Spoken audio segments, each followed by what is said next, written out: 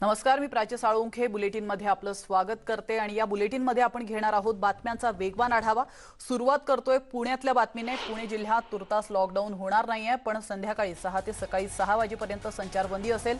तसंच पुढचे 7 दिवस पीएमपीएमएलची बस सेवा बंद करण्याचा निर्णय घेण्यात आलेला आहे। रेस्टॉरंट्स आणि मॉल्सही बंद राहतील।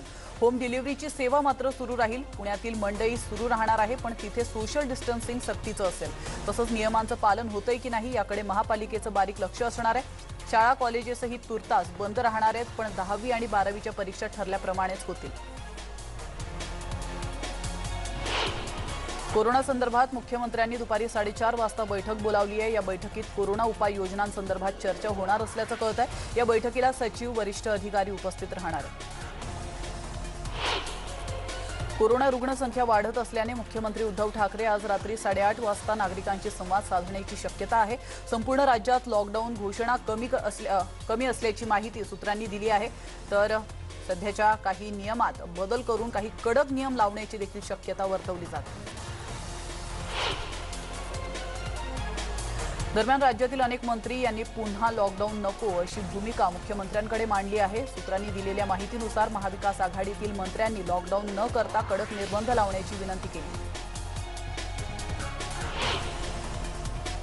दरम्यान सरकार लॉकडाऊन करण्याच्या विचारात नसून निर्बंध आणखी कडक करण्याचा विचार असल्याचं मदत आणि पुनर्वसन मंत्री विजय वडेट्टीवारांनी सांगितलेलं आहे। तसंच मुंबई लोकल देखील बंद करण्यात येणार नसून आता पुन्हा आधीसारख्या वेळा निश्चित केल्या जाणार असल्याचं देखील ते म्हणाले।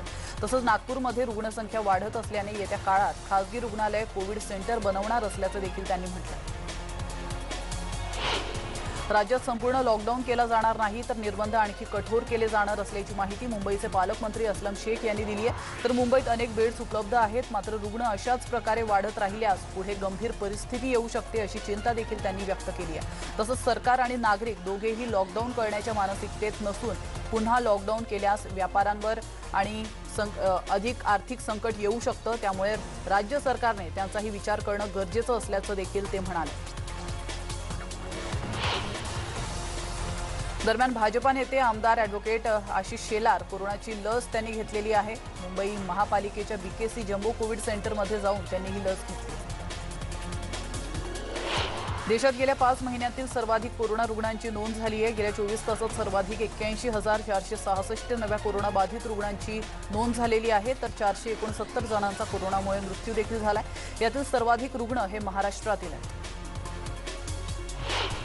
जालन्यातील कोविड रुग्णालयात एक धक्कादायक प्रकार समोर आलेला आहे। चाचणीबाबत जाब विचारण्यासाठी पॉझिटिव्ह रुग्ण थेट एसीएस दालनात गेलेला आहे। या रुग्णाची समजूत काढताना डॉक्टर हैराण झालेत। आपण या दृश्यांच्या माध्यमातून पाहू शकतो। हा सगळा प्रकार कॅमेरामध्ये कैद झाला असून हा व्हिडिओ न्यूज 18 लोकमतच्या हाती लागला। साताऱ्यात बगाड यात्रेचं आयोजन करण्यात आलं होतं, तर प्रशासनाने आखून दिलेले सर्व नियम धाब्यावर बसवत बगाड यात्रा आयोजित करण्यात आल्याचं चित्र आपण या दृश्यांच्या माध्यमातून पाहू शकतो। या बेजबाबदार नागरिकांमुळे धोका आणखी वाढला असून सातारकरांना कोरोनाचा विसर पडला की काय असा प्रश्न आता उपस्थित होतो। दरम्यान विनापरवानगी बगाड यात्रेतील नागरिकांवर कारवाई करत जवळपास 50हून अधिक जणांना ताब्यात घेण्यात आलेलं आहे। या यात्रेदरम्यान वापरण्यात आलेली काही वाहनं देखील जप्त करण्यात आली आहेत। तर गावात मोठ्या प्रमाणात पोलीस बंदोबस्त तैनात करण्यात आला। एकीकडे साताऱ्यात बगाड यात्रेचं आयोजन करण्यात आलंय, तर दुसरीकडे कोल्हापूरकरांनी बाळूमामाचा भंडारा यंदा रद्द केलेला आहे। कोरोनाच्या पार्श्वभूमीवर देवालय समितीने हा निर्णय घेतलेला आहे। देवालय समिती आणि ग्रामस्थांच्या बैठकीत हा निर्णय घेण्यात आल्याचं कळतंय। 5 ते 13 एप्रिल दरम्यान हा उत्सव साजरा करण्यात येणार होता, मात्र आता तो रद्द करण्यात आला। नागपुरात कोरोना स्थिती दिवसागणिक बिघडत चालली आहे। राज्याच्या उपराजधानीत गुरुवारी तब्बल 60 कोरोना रुग्णांचा मृत्यू झालेला आहे। गेल्या वर्षी 17 सप्टेंबर रोजी नागपुरात 64 मृत्यू झाले होते। त्यानंतर कालचा आकडा हा सर्वाधिक आहे। नागपूर महानगरपालिकेच्या उपद्रव शोध पथकाने गुरुवारी 14 दुकानं प्रतिष्ठानांवर कारवाई केलेली आहे। तर कारवाई दरम्यान 75,000चा दंड वसूल करण्यात आलेला आहे। पथकाने 53 प्रतिष्ठाने आणि मंगल कार्यालयांची तपासणी केली आहे। मनपा आयुक्त राधाकृष्णन बी यांच्या निर्देशानुसार उपद्रव शोध पथक यांच्या मार्गदर्शनाखाली झोन शोध पथकाद्वारे ही कामगिरी पार पाडण्यात आली। नाशिक शहर आणि जिल्ह्याची काल कोरोना संदर्भात एक आढावा बैठक पार पडली आहे। नाशिक जिल्ह्याचे पालकमंत्री छगन भुजबळ यांच्या उपस्थितीत ही बैठक काल झालेली आहे। मात्र या बैठकीनंतर छगन भुजबळ यांनी जिल्हा रुग्णालयातील दिरंगाई आणि गलथान कारभाराबाबत तातडीने आरोग्य मंत्र्यांशी फोनद्वारे संवाद साधलाय। त्यानंतर तासाभरातच जिल्हा शल्य चिकित्सक डॉक्टर रत्ना राव खंडे यांना सक्तीच्या रजेवर देखील पाठवण्यात आले। कल्याण रेल्वे स्थानकात प्रवाशांची अँटीजन टेस्ट केली जाते। अशीच एक अँटीजन टेस्ट करणाऱ्या एकाचा अहवाल पॉझिटिव्ह आल्यानंतर त्याला स्वतःला जाऊन रुग्णालयात भरती व्हावं लागलंय। रुग्णालयात नेण्यासाठी रुग्णवाहिकाच उपलब्ध नव्हती, त्यामुळे रुग्ण स्वतःच हातामध्ये रिपोर्ट घेऊन रुग्णालयात गेलेला आहे। अशाच प्रकारे परिस्थिती राहिल्यास कोरोना संक्रमण वाढण्याची शक्यता आहे। या प्रकरणानंतर या ठिकाणी रुग्णवाहिका उपलब्ध करून देण्याची व्यवस्था केली जाईल, असं आयुक्त डॉक्टर विजय सूर्यवंशी यांनी म्हटलं।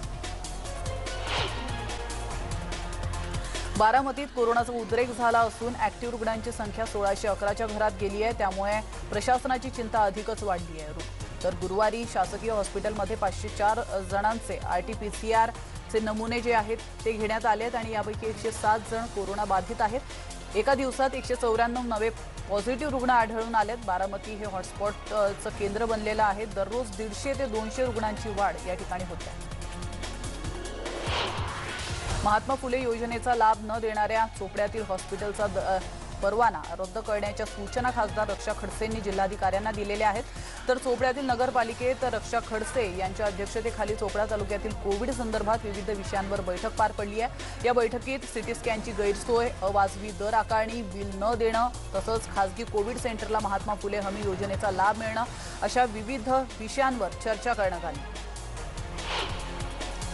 उस्मानाबाद जिल्ह्यात कोरोना रुग्णांची संख्या दिवसेंदिवस वाढत असल्यानं जिल्हाधिकारी कौस्तुभ दिवेगावकर स्वतः मैदानात उतरलेत।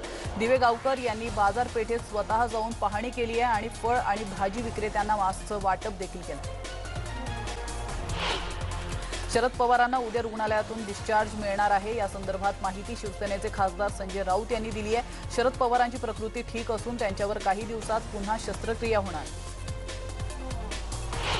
पुणे हाऊसिंग मंडळाकडून ऐन गुढीपाडव्याच्या शुभ मुहूर्तावर तब्बल 2000 घरांची सोडत काढण्यात येणार आहे। पुणे विभागीय, पुणे शहर, पिंपरी चिंचवड, सांगली, सोलापूर, सातारा आणि कोल्हापूर जिल्ह्यात मिळून तब्बल 2000 घरांची ही जाहिरात असणार आहे। मेमू गाड्यांच्या फेऱ्या 7 आणि 8 एप्रिलपासून सुरू करण्याचा निर्णय पश्चिम रेल्वेनं घेतलेला आहे। यामुळे अनारक्षित गाड्यांमधून प्रवाशांना गुजरात राज्यामध्ये प्रवास करणं शक्य होणार आहे। कोरोनाच्या पार्श्वभूमीवर लॉकडाऊनमुळे 22 मार्च 2020 पासून ही सेवा बंद करण्यात आली होती। औरंगाबादच्या स्वस्त धान्याच्या दुकानावर गोरगरिबांची चक्क थट्टा सुरू आहे। याचाच भांडाफोड न्यूज 18 लोकमतनं केलाय। स्वस्त धान्य दुकानावर दिला जाणारा मका एवढा खराब आहे की तो मका जनावरं सुद्धा खाणार नाहीत। याबाबत खासदार इम्तियाज जलील यांना या प्रकाराची माहिती मिळाली तेव्हा त्यांनी संताप व्यक्त केला। परमबीर सिंग यांच्या याचिकेवर 5 एप्रिलला सुनावणी होणार आहे। मुंबई उच्च न्यायालयात 5 एप्रिलला निकाल देणार आहे। तर परमबीर यांनी अनिल देशमुख यांच्या विरोधातील याचिका दाखल केली। सचिन वाझेसोबत मुंबईतील एका 5 स्टार हॉटेलमध्ये हातात नोटा मोजण्याची मशीन घेऊन एक महिला दिसली होती। त्या महिलेचा शोध NIAने घेतला असून काल रात्री या महिलेला मुंबई विमानतळावरून ताब्यात घेण्यात आल्याचं कळतंय। काल रात्रीपासून या महिलेची चौकशी सुरू आहे असं देखील सांगितलं जातंय। याच महिलेच्या मदतीने वाझे काळा पैसा बाजारात फिरवत होता आणि ही महिला वाझेचा काळा पैसा विविध ठिकाणी गुंतवून तो अधिकृत मार्गांनी त्याला परत करत होती अशी देखील माहिती मिळते आहे। मात्र अजून तरी त्याला NIAच्या अधिकाऱ्यांनी दुजोरा दिलेला नाही।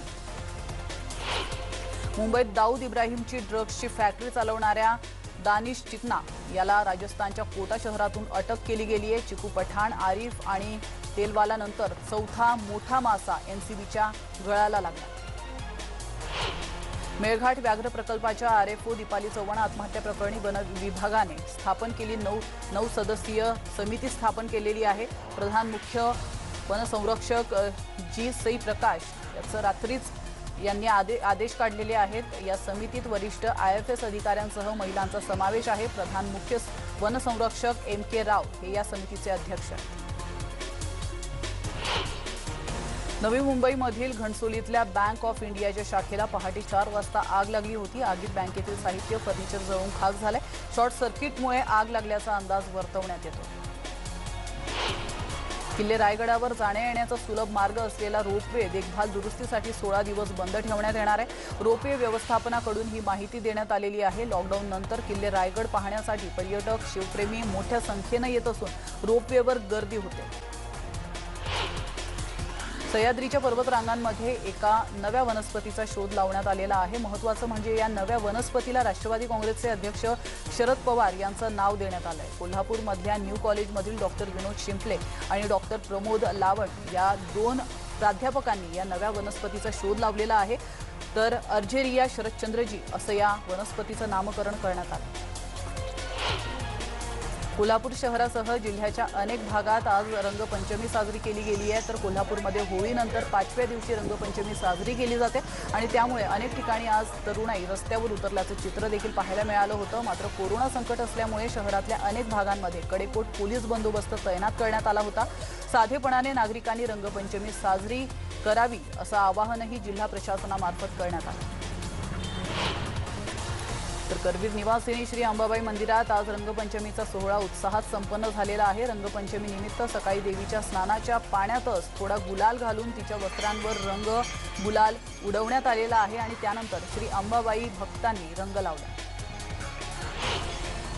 महाराष्ट्राची कुलस्वामिनी आई तुळजाभवानी मातेच्या मंदिरात आज रंगपंचमी सण साजरा करण्यात आलेला आहे। यावेळी आई तुळजाभवानी मातेच्या मूर्तीवर विविध रंगांची उधळण देखील करण्यात आली आहे। यासाठी कोरडे रंग वापरण्यात आलेले आहेत। कोरोनाच्या पार्श्वभूमीवर अत्यंत साधेपणाने रंगपंचमी साजरी करण्यात आली।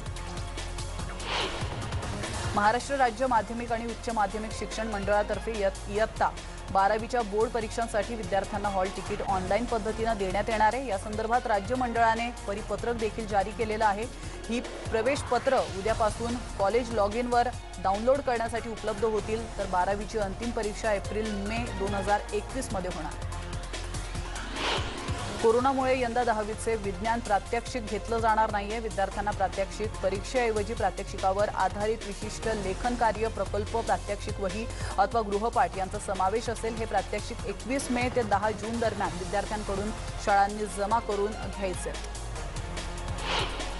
10 वर्षे होऊनही मुंबई गोवा महामार्गाच्या रुंदीकरणाचं काम पूर्ण झालेलं नाहीये। याची गंभीर दखल मुंबई उच्च न्यायालयाने घेतली आहे। आतापर्यंत या महामार्गाचे किती काम झाले आहे आणि याविषयीची प्रगती दाखवण्याचे निर्देश मुंबई उच्च न्यायालयाने केंद्र सरकारच्या अखत्यारीतील भारतीय राष्ट्रीय महामार्ग प्राधिकरणाला आणि राज्य सरकारच्या अखत्यारीतील सार्वजनिक बांधकाम विभागाला दिलेत। त्याचबरोबर या प्रश्नी उर्वरित 8 कंत्राटदार कंपन्यांना याचिकेत प्रतिवादी करण्याचे निर्देश न्यायालयाने जनहित याचिकेद्वारे केलेले आहेत।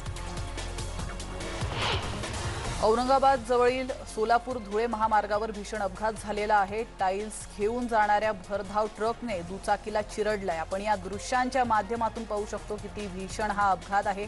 या अपघाताची दृश्य न्यूज 18 लोकमत तुम्हाला दाखवतं। या अपघातात दुचाकीवरील पती पत्नीचा ट्रक खाली येऊन जागीच मृत्यू झालेला आहे।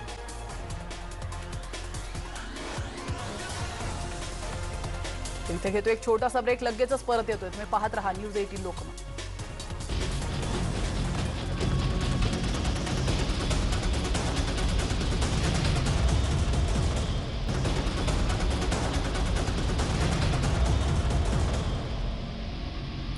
ब्रेकनंतर आपलं स्वागत आहे आणि पुन्हा आपण घेणार आहोत बातम्यांचा वेगवान आढावा। जम्मू काश्मीरमधील पुलवामाच्या काकापोरा परिसरात सुरक्षा दल आणि दहशतवाद्यांमध्ये मोठी चकमक झाल्याची बातमी समोर आली आहे। आतापर्यंत मिळालेल्या माहितीनुसार भारतीय सुरक्षा दलाने 3 आतंकवाद्यांना घेराव घातला असून त्यापैकी एका दहशतवाद्याला कंठस्नान घालण्यात यश आलं। IPL सुरू होण्याआधी शाहरुख खानच्या कोलकाता नाईट रायडर्ससाठी मोठी खुशखबर आहे। कोलकात्याचा डावखुरा आक्रमक फलंदाज नितीश राणाचा कोरोना रिपोर्ट आता निगेटिव्ह आलेला आहे। कोलकाता नाईट रायडर्सला IPL आधी मोठा दिलासा मिळाला। सचिन तेंडुलकरला रुग्णालयात दाखल करण्यात आलेलं आहे। सचिन तेंडुलकरने 27 मार्चला आपल्याला कोरोना संसर्ग झाल्याची माहिती दिली होती। कोरोनावरील उपचारांसाठीच सचिनला रुग्णालयात दाखल करण्यात आलं आहे। मागील काही दिवसांपासून सचिन घरीच होम क्वारंटाईन होता, मात्र डॉक्टरांच्या सल्ल्यानुसार तो रुग्णालयामध्ये दाखल झालेला आहे। सचिननेच ट्विट करत ही माहिती दिली। आणि यासोबतच बुलेटिनमध्ये वेळ झाली इथंच थांबण्याची, मात्र तुम्ही कुठेच जाऊ नका, पाहत रहा न्यूज 18 लोकमत।